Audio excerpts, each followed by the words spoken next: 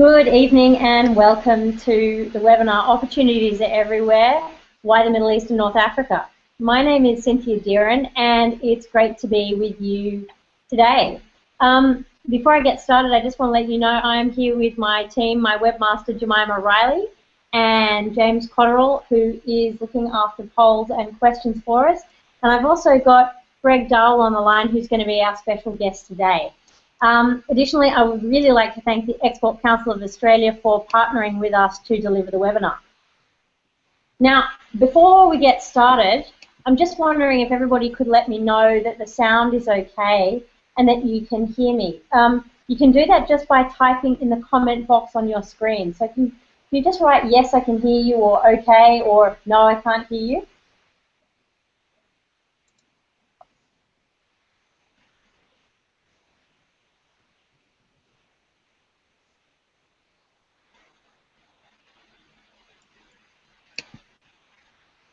So nobody has let us know that they can't hear us. So I'm going to assume that everybody can actually hear us okay.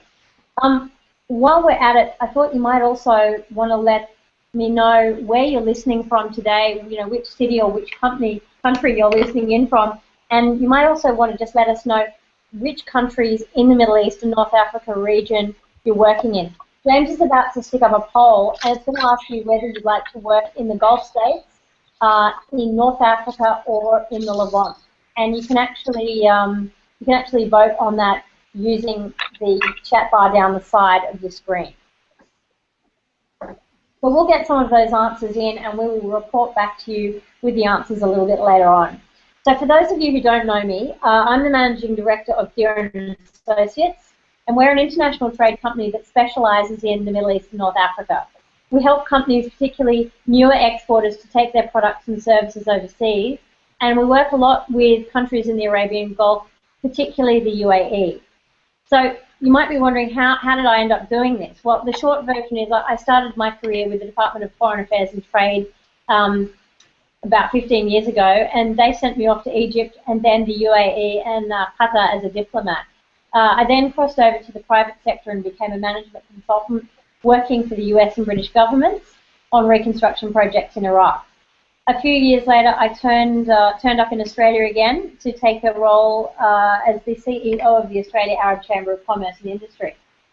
As I worked with companies who were trying to access the markets of the MENA region, I essentially realized that most of them just didn't have the skills that they needed to succeed.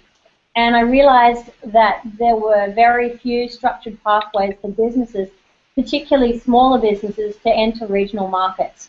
So in 2013, I set up Dearin Associates to essentially fill that gap. Now, we work with clients from a range of sectors.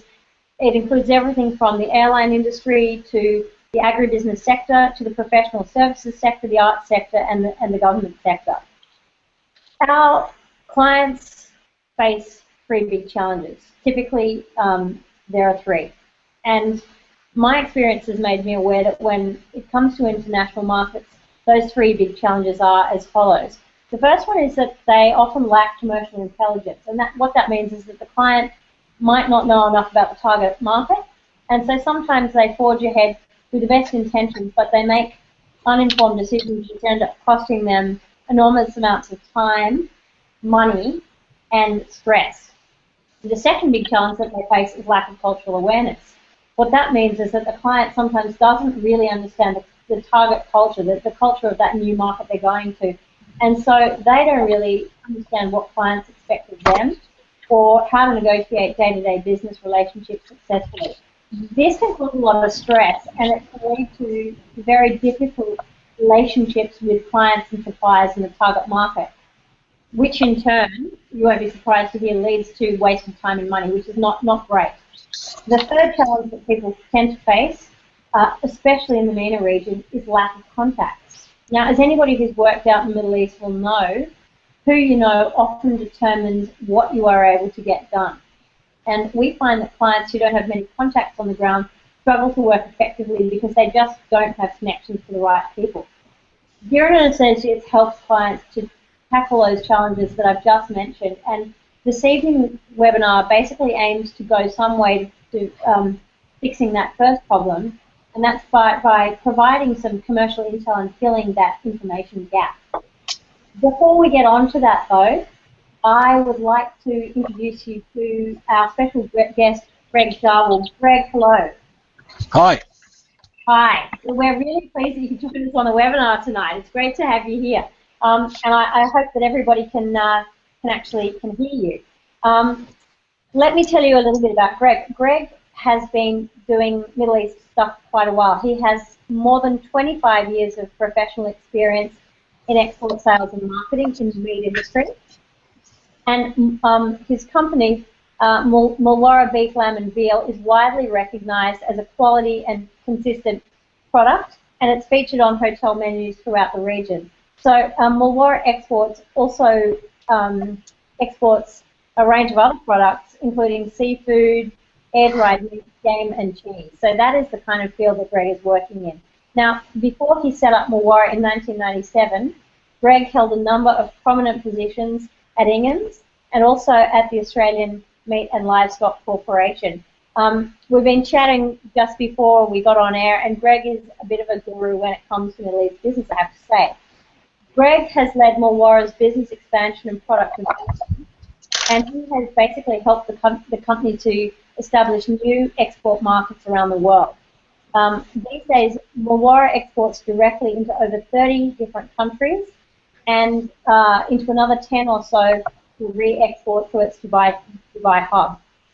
Greg has an honours degree in agricultural economics from the University of Sydney and a Master of Commerce in Marketing from the University of New South Wales. And today, Greg Smith is going to be providing his perspective on the MENA region, and in particular on agribusiness opportunities. And he's going to tell us his experience of working out that. Again, if you have questions for Greg, please put them into the comment box for us, and James will collate those, and then we can talk through them a little bit later on the call. So I just want to make a quick point about housekeeping before we get started. If you could turn your Skype and your chat off on your computer, that'd be great. And if you could turn your phones off so that we get the most out of this session, that'd be absolutely fantastic. I guess another housekeeping thing for me to say is that we'd like to try and keep these webinars pretty tight. So we're aiming to have everybody off the call by 6 o'clock so that you can all, get on and do the next. Moving on to the program. Essentially, I'm going to spend about the next 20 minutes or so talking about commercial opportunities in the Middle East generally and chatting to Greg about that. And then we're going to hear from Greg specifically. Greg is going to speak in more detail about the agribusiness sector, drawing on his experience of building a business in the Middle East. After that, we've got about 10 or 15 minutes to answer the questions, and then we'll wrap up the session after that. So today, as you probably know, otherwise you would not have registered for the session, we're going to be talking about commercial opportunities in the Middle East and North Africa and why your company should be considering operating there. So by the end of the webinar, we want you to have a really clear idea about the following. The first thing we want you to be clear on is why many Australian companies, in fact the vast majority, don't have the Middle East and North Africa in their strategic plan. The second thing we want you to be clear about is that there are some obstacles to doing business in the region, and we're going to highlight those for you. Thirdly, we want you to really know that we believe that Australian companies should be looking seriously at the region as a business. We want you to be clear on the kind of opportunities that are on offer, particularly in the food and agribusiness sector. And lastly, we want to let you know how Dearin Associates can help you to access those opportunities. Now, as a thank you for registering for the webinar today, we've sent you a copy of our ebook, 7 Mistakes That Lead to Deal Failure in the Middle East and North Africa, and you should have received it if you registered. Again, if you didn't get that, please let us know. Please either send us an email or write it in the chat box, and we will, we'll send you out a copy and make sure you get that. If you are able to stick around until the end of the session today, we have got another gift to say thanks for sticking around. So why are we giving this webinar, you might wonder? Well, essentially we're holding the webinar today because we have become aware from talking to our clients who are in the export space, that a lot of Australian companies are missing out on opportunities in the Middle East. According to the latest Australia's International Business Survey, which was published by the Export Council of Australia at the end of 2014, currently no Middle Eastern countries register in the top 10 export markets for Australian companies. And look, you might think, well, so what? Why is that a problem? Well, the fact that no Middle Eastern countries register in the top 10 markets for Australian companies is a significant problem, because we know that the region is growing very rapidly, and the evidence demonstrates that there are lots of opportunities on offer. And what that means is that if Australian companies aren't taking up those opportunities, other people are, and those people are essentially your competitors. Dearin Associates' key area of focus is helping companies to enter Middle East and North African markets, and so we thought it would be a good idea to run this webinar to help fill the information back about commercial opportunities in the region, and to let you know why your company should, at a minimum, be thinking about putting the region into your strategic plan. I have been working in and focusing on the MENA region for nearly 15 years, and I have been exposed to some of those commercial opportunities which are on offer, and it's everywhere from Morocco to Iraq to the United Arab Emirates and Qatar and Saudi Arabia. I've been exposed to the opportunities, and I've also realised that most of the Australian companies out there are more or less completely unaware of the opportunities, and that at the same time, competitor companies from the United States, the United Kingdom, France, South Korea, and China, to name just a few, are getting in there and making the most of what is on offer. As I mentioned earlier, Greg has been operating out in the MENA region for many years, and he has also had first-hand exposure to some of those opportunities, and he's going to tell us about them and give you his thoughts on those as well. So a big question for today, the thing that we really want to get answered is, why should companies be looking to expand their business to the Middle East? And that's what we'll be doing. But first, I would like to give you a bit of context and just talk briefly about what stops people from doing business in the Middle East first. So our first question is, why don't Australian companies have the MENA region in their strategic plan? There are plenty of commercial opportunities in the MENA region, as I've mentioned, but many Australian companies have never considered going there. Why is that?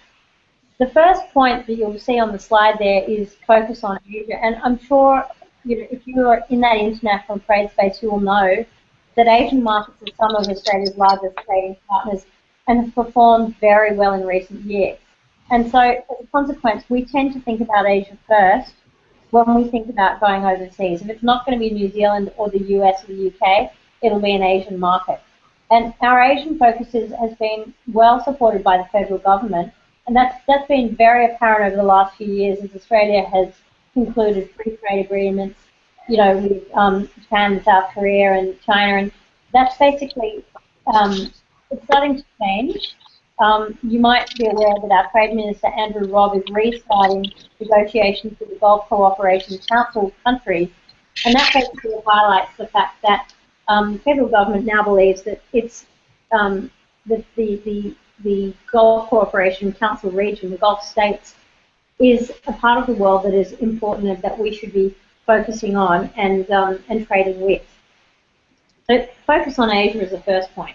Information gap is our second point in the slide. What my thought on this is that most businesses have a pretty incomplete picture of what's happening in the MENA region because Australia is really not that closely connected to it.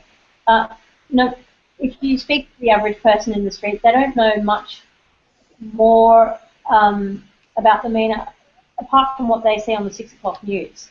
And as you can imagine, that's hardly enough to give you a comprehensive picture of what's going on. Thanks to the internet and thanks to expanding global air links, the general public does know more than it did, say, a decade ago. But I think in the popular imagination, the Middle East is still really far away and too difficult to operate in. And what I think is also slightly strange is that we have the factor of distance with a lot of countries, and we have the factor of cultural difference with a lot of countries, and yet that hasn't stopped us from doing trade with them. Third point on that slide that I wanted to quickly cover was negative messaging from the media about the Middle East, and I think, unfortunately, that is probably a real contributing factor in stopping Australian companies from going out to the region.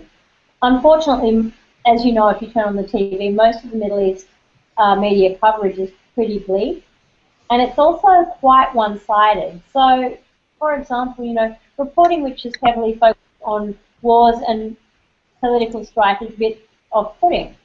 And unless, you know, you're able to watch CNN Middle East or BBC Asia or get access to information on the ground, there is not that much mainstream information available to paint an accurate picture of the Middle Eastern markets.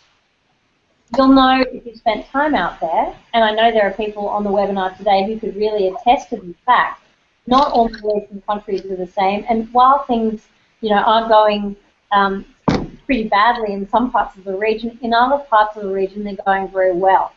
Take, for example, the Gulf states, which we'll be talking about today. The last point I wanted to mention on this slide is that for a lot of people, the MENA region just seems too far away and too hard to deal with. So just as many Australian exporters and investors see the Asian markets as some kind of a golden goose, they also see the MENA region as belonging in the too hard basket. Now, it is true. I won't deny it. The MENA region is not as close as New Zealand, but a flight to Dubai takes about the same amount of time as a flight to Beijing. And a flight to Doha, which is the capital of Qatar, is only 30 minutes longer than your flight to Dubai. So it's not as far away as you might think. Now, also, culturally, the Middle East is really very different to Australia, but then so is China, so is Japan, so are many of the other markets that we already deal with. These differences can be challenging, but as people who operate in those markets know, it's nothing that patience, perseverance, and a bit of cross-cultural training can't overcome. Now, there are difficulties in MENA markets, there are challenges, but again, these are the same kinds of difficulties and challenges that you're going to encounter if you go into any emerging market.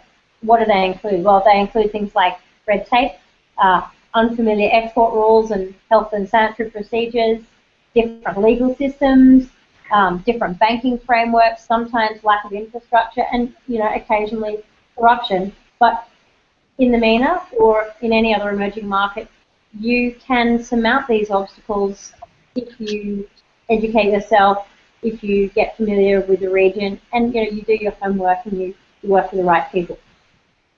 The thing is, though, lots of companies are fearful about operating in the Middle East. And some of those problems are perception problems, but there are also a few obstacles, and I want to talk about these, you know, fairly rapidly, and I want to get Greg's take on these as well. So, depending on which country you're targeting, you might face lack of infrastructure, and that can create challenges in areas like product distribution and supply chain management. And while it's unlikely to be a major challenge in the smaller and wealthier Gulf states, it can be quite difficult somewhere like Egypt, which has relatively underdeveloped road and rail links, or Iraq, which has been had most of its infrastructure damaged as a result of all the wars that it's suffered over the last 30 years or so. On the other hand, again, lack of infrastructure is a problem that plagues many emerging markets, and it can be a challenge, but it's not necessarily a deal breaker. Greg, I just wondered if you want to, you know, give us your take on the infrastructure challenge in the MENA markets, especially in your area of business. Yeah, sure. I mean, a lot of our business is air freight of perishable product into the Middle East. We started in there in 2002. There has been a significant lack of infrastructure in things like cold storage at the airport, and also in various countries, and also when you're looking at outside cold storage, where some countries don't have what you would expect here. But that's no different to going into Vietnam or going into Myanmar or going into some other countries in Asia. It's just things that you have to deal with as you go along. And if you're organised and you have the right clearing agents and there's good communication on exactly what flight shipments are arriving on, and you clear quickly, and you're able to work with your cold chain provider, then you're able to work around that. Yeah, so I mean, you haven't found it an insurmountable problem. From what you're saying, you found it something that you have to consider, but you can deal with it, you can find a workaround. Yeah, it's a challenge, and you just got to find a way to work around it, just like you have to in many other markets. But I mean, having said that, with all these new airports that are being built in the region, cold storage is part of that, and things are improving slowly. So. Just thinking, Greg, about the regulatory environment. I mean, again, depending on the country and the type of business that you're running, you might find that the regulatory environment and the tariffs pose barriers for exporters looking to sell into the MENA region. I mean, my thinking on this is that basically in terms of doing business, you've got a bit of a mixed picture. So, the World Bank ranks some of the MENA countries not so well in terms of ease of doing business, but then others like the UAE beat France, Japan, the Netherlands, and Thailand. And I mean, we know that Saudi Arabia in particular has made huge strides in improving its regulatory environment, and that's been driven by its accession to the WTO, which happened about a decade ago. What's your thinking on, regulatory environment and in particular tariffs? Well, I mean, in the GCC countries, we're quite fortunate that in terms of tariffs, there's no tariff on chilled meat and seafood. There's a 5% duty on frozen, and there's no quotas. So if you can go into the market, you can go into the market. A number of countries in Asia. Indonesia changes the rules every 3 months or so. They issue quotas for a 3-month period. They also have duties. We've got a free trade agreement with Thailand, but the volume that was negotiated at means that trigger gets filled in January of each year, so then it jumps to a higher tariff. Vietnam's got tariffs that are coming down slowly. So it is. I mean, it's from that side, it's simpler in what we do than with what our importers have to deal with in Asia. But in terms of labelling, it's a lot more complex. We have to, on chilled meat, for example, we have to do English and Arabic inserts in every piece of meat with a 70-day expiry, which is the GCC rule.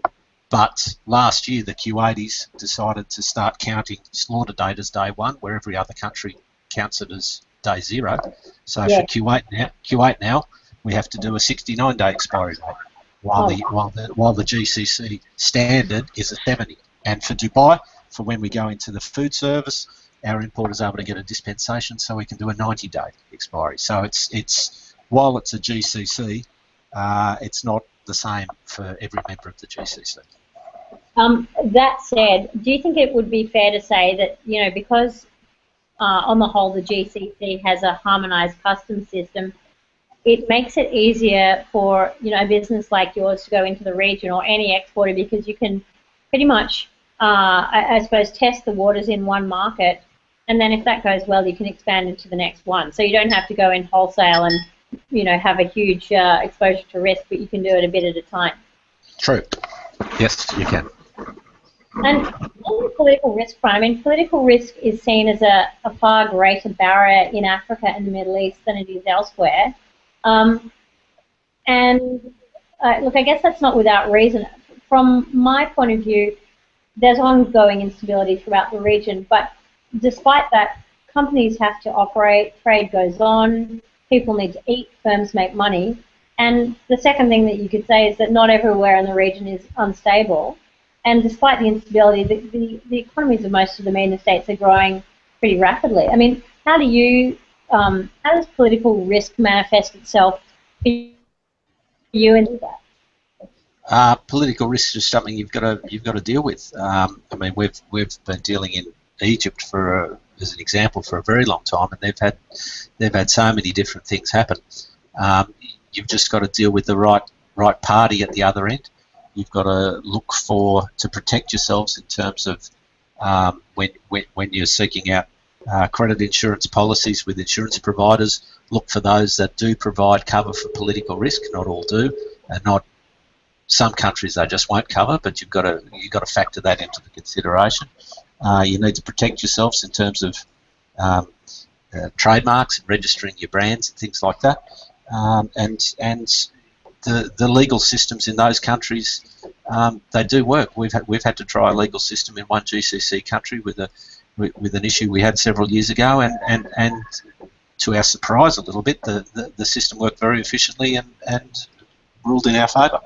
I'm going to get you on the record as saying that, because I think there are going to be quite a few people who are surprised to hear that, because the perception is often otherwise. But that is really interesting to hear.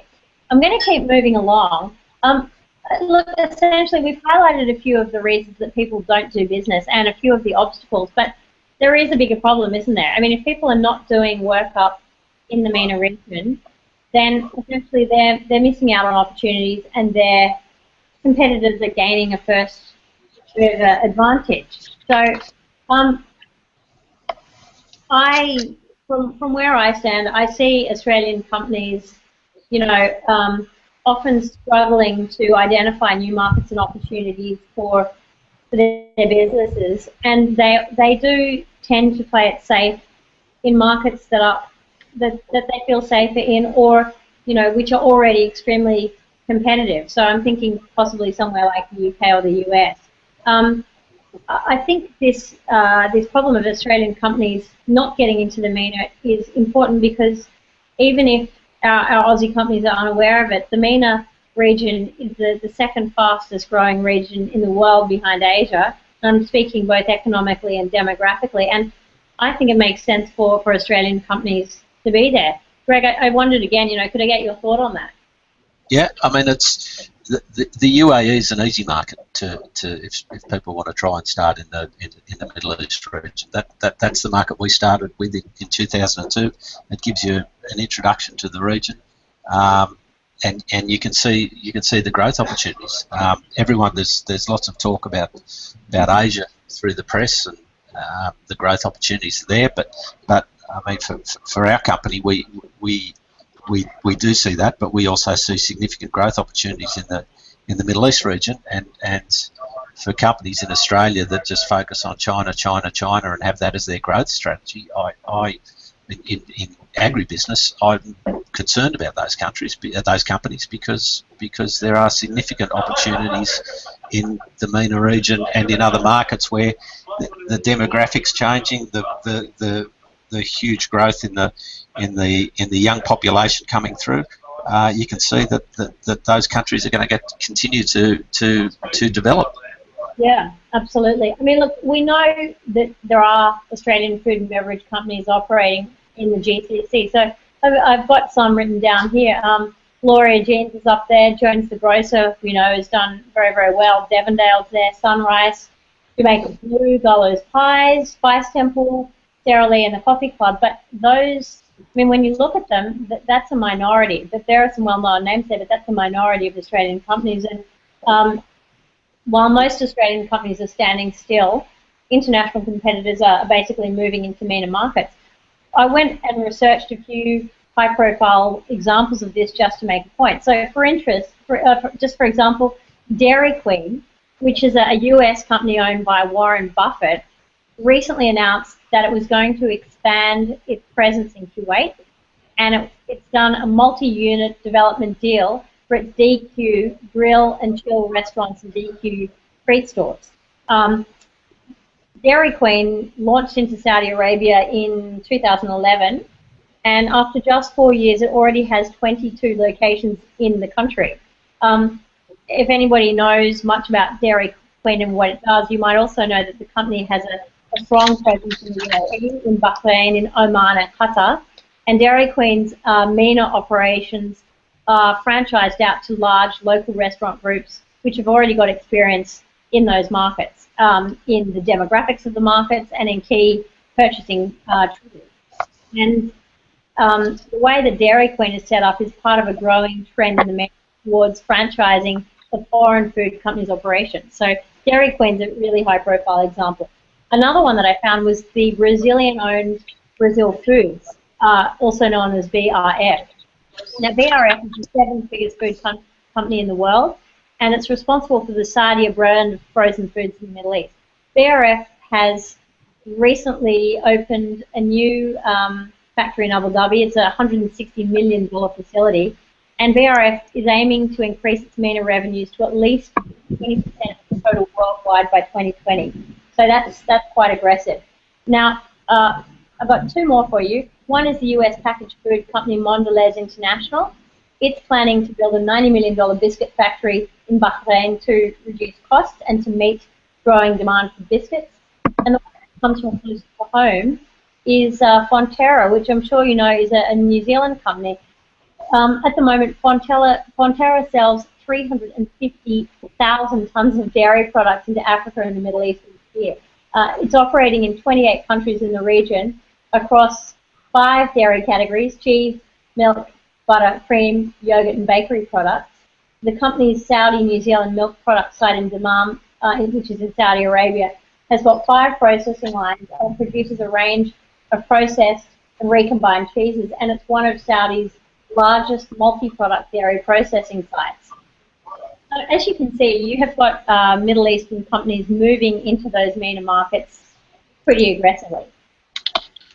I also got some information through today from the Department of Industry and Science, and that department has identified lots of opportunities for Australian food processors and providers of high-value convenience foods. And these include ready-to-eat foods, chilled foods, canned foods, preserved foods, and frozen and baked foodstuffs. In terms of what is driving that demand, there has basically been a huge explosion in the number of supermarkets in the Middle East over the last, 10 years. And hypermarkets and Western-style restaurants are also providing lots of opportunities for producers, for retailers, and franchises. And basically, the fact that Aussie companies have been rather slow to act means that the clock on those opportunities is already ticking. Now, as I mentioned before, this is a problem because if you don't get in and take the opportunities, you miss out on revenue now and you miss out on future revenue. Which basically brings us to our next slide, which is a slide which says, well, why should your company seriously be looking at the MENA region? We've got a few points on this. The first one is that, as you probably know, the MENA region is rich in natural resources. It's home to about 60% of the world's oil and gas reserves, and it contains 6 of the top 15 oil-producing companies and 3 of the top 10 gas-producing companies. What that means is that the region is likely, despite some of the political upheaval, to be a source of long-term financial security and purchasing power. Additionally, the money that's been generated by oil and gas sales has allowed MENA governments to develop really strong sovereign wealth funds and national savings. And that money, those reserves, are increasingly being used to diversify the Gulf state economies away from traditional over-reliance on oil and gas. And a lot of investment is being made in human and physical infrastructure and developing new industries. And these industries include, for example, infrastructure, service delivery, manufacturing, agriculture, sustainable development and renewable energy, education, vocational training, logistics, and, as I'm sure you'll know, hosting of large-scale international events such as Expo 2020 Dubai and the 2022 FIFA World Cup in Qatar. What that means is that MENA governments and entrepreneurs have money available to invest in imported goods and services across a range of sectors. Now, as well as being rich in natural resources, the economies of the MENA region are growing. So, in sharp contrast to the world's developed markets, economic growth throughout the MENA has remained pretty strong, even during the GFC. Between 2003 and 2013, regional annual economic growth averaged between 5 and 6%. Think about that in comparison to Australia. Our economy achieved annual growth of 3% through the GFC, and the UK, again, by comparison, grew just 1.3%. At the moment, the MENA is around a $14 billion market for Australia's merchandise exports, and that doesn't include our services exports, and our research alliances and technology transfers. The GCC of that region makes up, I think, around 7.1 billion of that figure. But the potential for expansion is much, much greater. In addition to having a lot of natural resources and having pretty promising economic growth, the region is absolutely booming demographically. So the Middle East and North Africa has the world's most rapidly growing population after Africa, and over about the next 40 years, today's population is expected to increase by about 80%. So that's from 217 million in 2010 up to 391 million in 2050. Now, what's even more amazing is that more than half of the population is less than 25 years old, and that makes it one of the most youthful markets in the world. Other key developed or emerging markets can't really boast the same ratio of young consumers. India does come quite close. 48% of India's population is under 25 years old, but only 34% of both the Chinese population and the United States population is under 25. So the MENA populations are youthful and they're growing really rapidly, and they're hungry for quality products, which is pretty much the same as consumers elsewhere. Worth mentioning also that disposable incomes in the Gulf countries are the highest in the region, and so is consumer spending. People are willing to spend greater portions of their income than elsewhere. Greg, I'm just wondering if you could comment on that for us. I mean, you must see the rise of consumer spending with with your sale of high-end meat into hotels. Yes, we do. I mean, there's a lot more westernisation, if you want to use that word, in terms of eating habits and purchasing habits from particularly the growing younger age group in the region, and we see that with the sales in the hotels. And then when you go to these places, the number of locals that are eating out at the hotels and eating out at the high-end restaurants, it's a growing trend, and it's going to continue to grow. Absolutely. Look, I could go on about the demographic boom. I have got tons of information, but I'm also watching the clock go around, so I'm going to keep going with the rest of the points on the slide. I wanted to mention that although a lot of people see the MENA as being a closed and an isolated region, it really is globally interconnected, and it's open to companies and to visitors from around the world. And Greg, you mentioned all the new airports that are being built. I think you'd agree with me that the region is pretty much a hub for cargo and for passengers. Yes, it's a big hub, and a growing one. I think in 2013, Dubai International Airport became the world's 7th busiest airport for international passengers, and then this year it actually jumped to #1. So there is an enormous amount of stuff being moved through the centre. And I guess also we'd be remiss if we didn't mention Jebel Ali Port, because it's the region's biggest port, and it's it has got stuff going all over the place, from the UAE into India, into Africa, and even into Europe. It's got goods and services coming in and out all over the place. And while the infrastructure hasn't kept up with that growth in international air travel, I mean, they are, all those different countries are addressing it now, and you see that with the new terminals that are being built in Abu Dhabi, the new one that they're building for Dubai, DWC, which is going to have 6 or 7 different runways, the new airport that's going to open up in Muscat at the end of next year. That looks like that's on track. They're addressing it. It's just going to take a bit of time to catch up. Absolutely. And look, I suppose that we've done a lot of talking about GCC, but if you're in North Africa, having the Suez Canal right next to you in Egypt is probably a good thing too, right? If you want to ship your stuff by sea into Europe, if it's not air freight, having the canal there is also a helpful thing. Nice.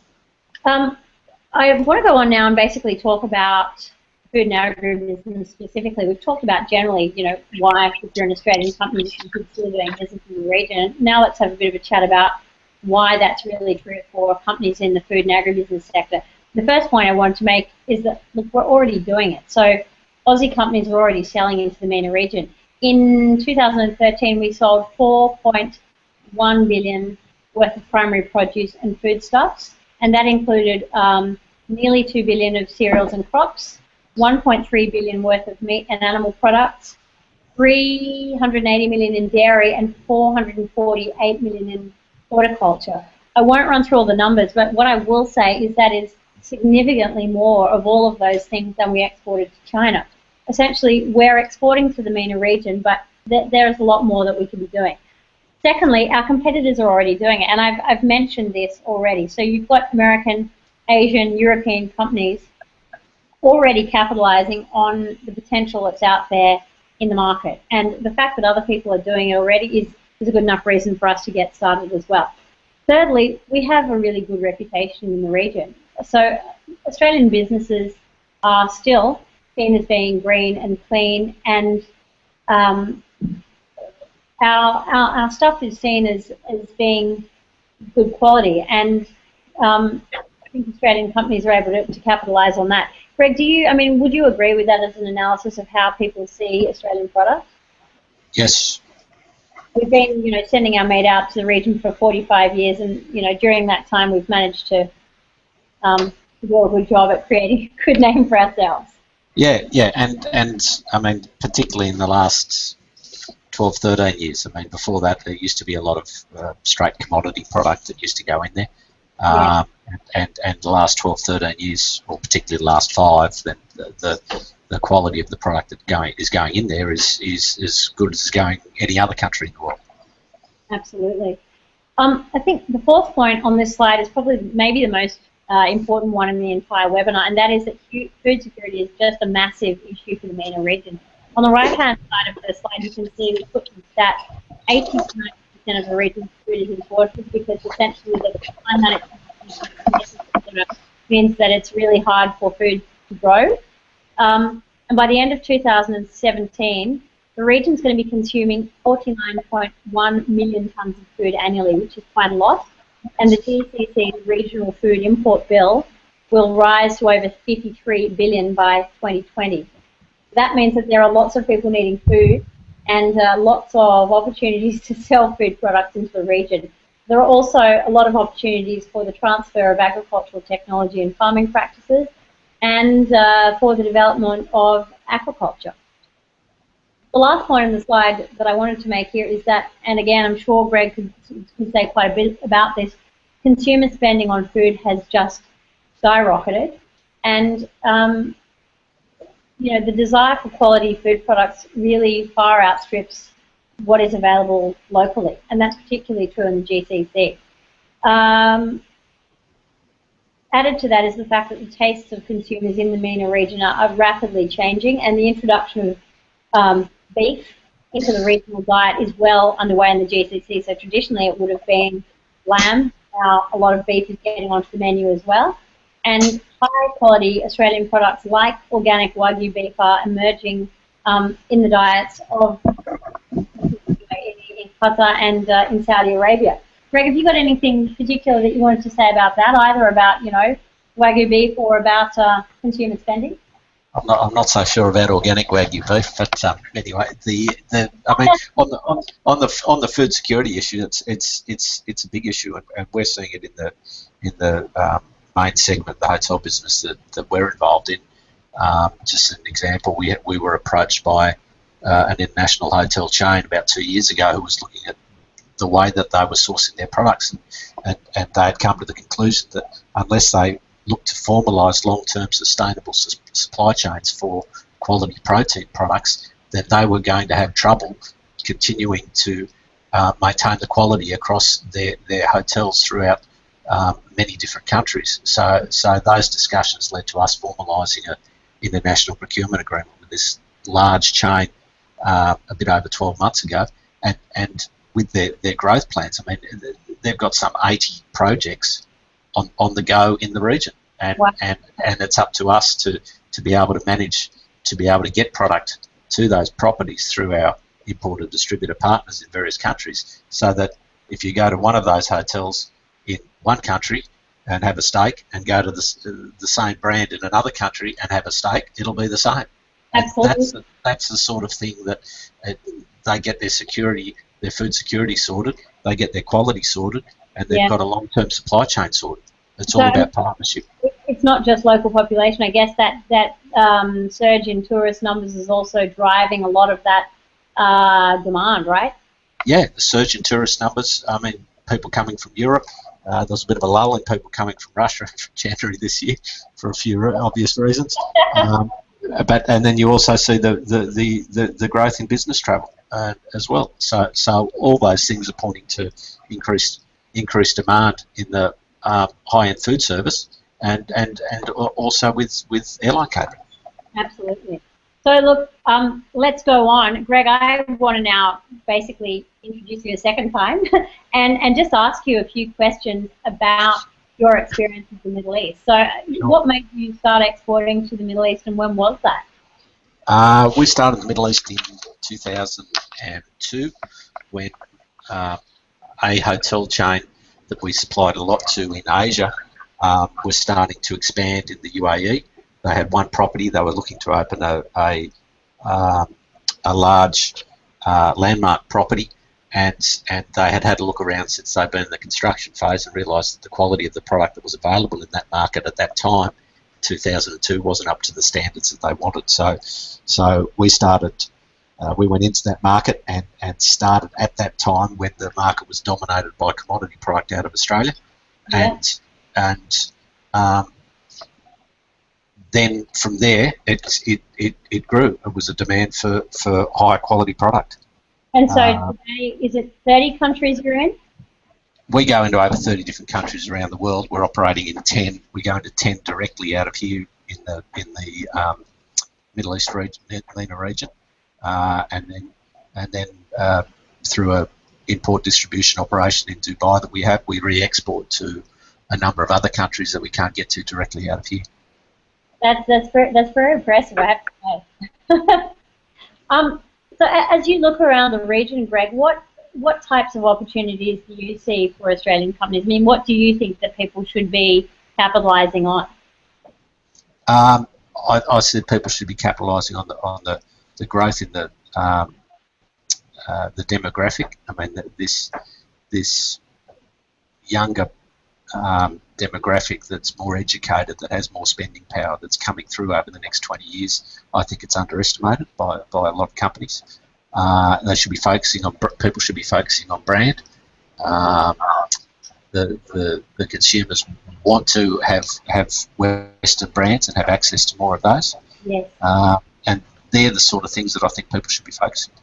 And if you look at the region as a region, if you had a crystal ball, what would your forecast be? Well, significant growth. I mean, we've got it factored into our growth plans here. We see significant growth occurring in the region. I mean, as I mentioned before, Asia and China, sure, they've got significant growth opportunities too, but you can't just focus on them, because these markets in the Middle East, they will continue to grow. The ones that are difficult will become easier over time. Absolutely. And so if you had one piece of advice to give to Australian companies who are thinking about doing business in the region, what would it be? Spend time there. Meet lots of people. Travel. Yeah. Don't. I mean, the first guy you meet will always tell you can do the best deal, but meet another 20 or 30 first. Now, Greg, I have got a question from the audience for you. And the question is from Neil Offner from Easy Chef, and he says, is there LCL frozen reefer capacity for exporting to the Middle East? Not that I'm aware of. Okay, not that you are aware of. Okay, that is cool. And I have another question here which says, what was the name of the government department referred to that undertook the food market report? I think that question is for me. As the information that we got was from the Department of Industry and Science. They're currently contributing to a joint standing committee on foreign affairs, defence and trade inquiry into Australia's trade with the Middle East. So somebody from my team can give you the details of that. We will grab your details and send you an email with with the information that you need. Were there any other questions for Greg while we are on it? No, I've got a comment from Qasim. Qasim says the Asia Football Cup will be hosted in 2019. Qasim, that is true. Thank you for mentioning that. That is absolutely correct. I don't see any other questions so far. If you have them, do send them through and we'll come back and answer them. We've talked to we've talked now, a little bit about the opportunities on offer, the opportunities in the food now, and I guess I want to spend just a few minutes at the end of the call talking about how we can help you potentially to access those opportunities. As I flagged at the start of the session, Dearin Associates does a few things. We do commercial intelligence, so we help people to find out about the market that they are in or want to go into. We do cultural awareness work, so cross-cultural consulting and coaching to help people to come to grips with some of those cultural challenges that they're going to encounter when they get up to the UAE or Saudi or Egypt, and strategic business connections. So we help people to find buyers for products, we help people to find investors for products, we also help people to find things like accountants, homes for their company, law firms, all that kind of stuff. And lastly, we do help people with market entry strategy. So if people are wondering how to get started in getting into a market, we can help them to actually sit down and think through that process very carefully to avoid lots of time and energy being spent on things that are not profitable. Oh, now I have another question here for Greg. Greg, there's a question here from Howard Dre, and Howard says, how did you establish or find these now effective distributors?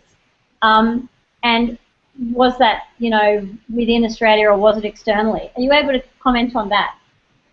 A lot of time in market and yes. having the approach of not going into a market till you found the right distributor. Yeah. We've been to plenty of markets where people said, yeah, we want to start, we want to go with you. It was sort of having to think about it. No, they're not the right one. So we keep working.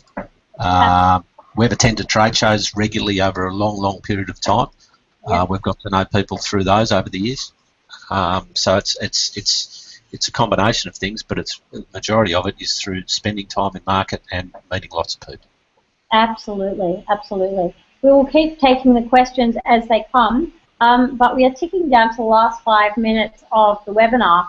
So I was mentioning at the start that we had a couple of things for people who stuck around to the end just to say thank you for staying with us on the webinar. The first thing that we have that we're currently developing is the GCC Food and Agricultural Industry Report, and we are doing that in partnership with our friends at Intelligence Qatar. The report highlights commercial opportunities on offer in the MENA region in the food and agribusiness sectors, and it goes deeper than we've had time to do today. So we've just had an hour today, but in this report what we're doing is providing some key insights into the kinds of projects that Australian companies should be pursuing across the Gulf, in the UAE, in Qatar, Saudi Arabia, Oman, Kuwait and Bahrain.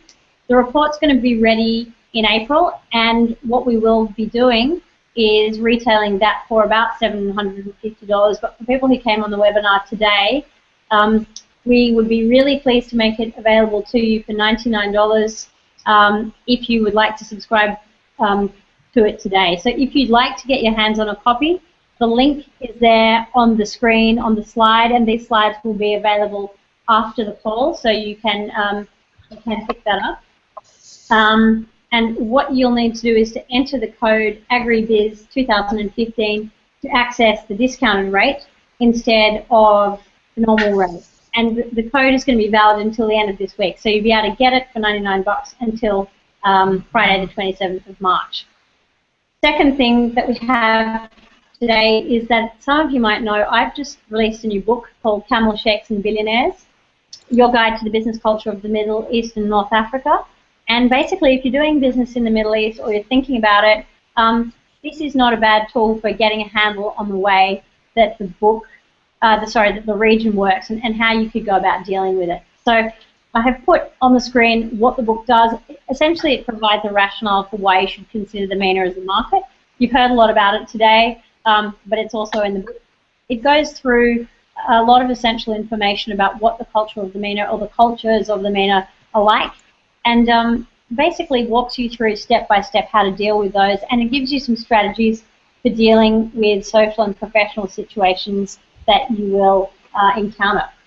I feel a little bit rude telling you about how great this book that I wrote is, so what I have done there is I've just put up on the screen what some other people have said. So people who have already read it seem to have enjoyed it and seem to think that it is quite useful.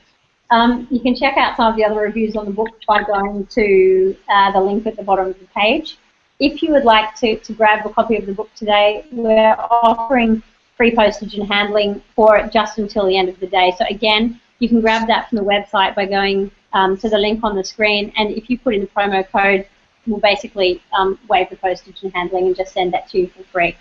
Finally, as a thank you for sticking around until the end of the session, we would basically like to offer you the opportunity to spend an hour talking to the Dearin Associates team about how you can get started with taking your business out to the MENA region, what you can expect and how we can help you. Now again, normally we do charge people to do a strategy session with us, but we would love to give it to you today for free, just to say thanks so much for being with us on the webinar.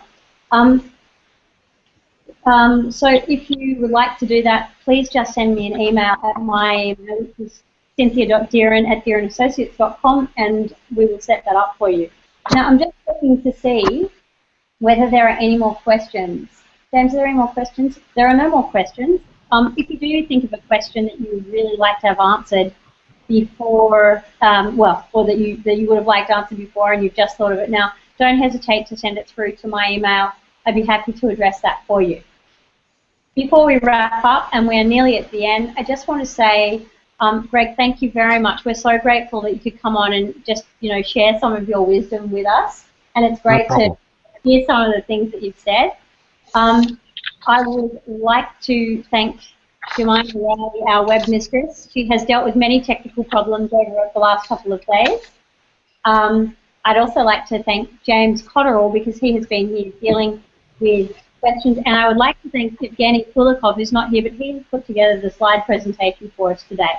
Oh, there is one more question that has come up from James. It's from Sarah Starr, and it says, how important do you think being able to speak Arabic is for operating in the Middle East? Greg, do you want to answer that? I speak no Arabic at all. So Greg thinks it's fine. And understand almost none of it. Look, yeah, my answer, I guess, would be it really depends on where you go. So I think you can get by in Dubai fine with none.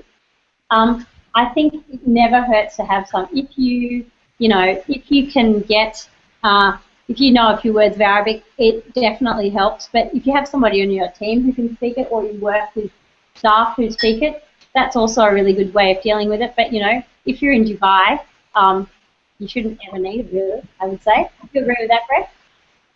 Yes. Okay. Folks, it is right on 6 o'clock, so I want to say one last thank you, and that is to the Export Council of Australia. We really appreciate their support as our webinar partner. Please keep your eye on our website and on theirs, because we will be doing another webinar on the Middle East and North Africa pretty soon, and we will put out details of that in the next few weeks. Really hope you've enjoyed today as much as I have enjoyed presenting it, and we look forward to chatting to you soon. Thanks so much.